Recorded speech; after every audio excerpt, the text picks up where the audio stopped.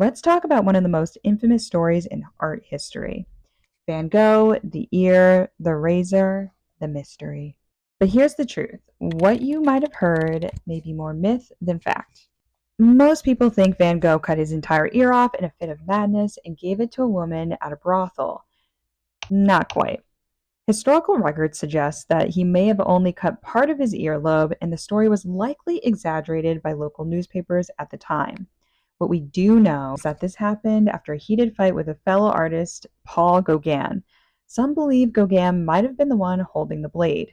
Van Gogh struggled deeply with depression, psychosis, and possible epilepsy.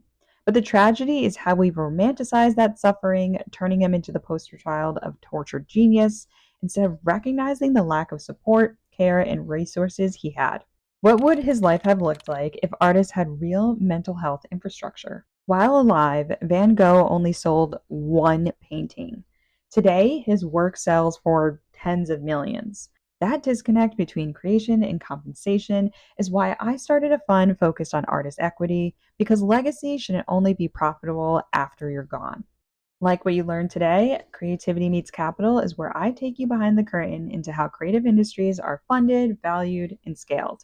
Subscribe if you're building, investing, or just wildly curious.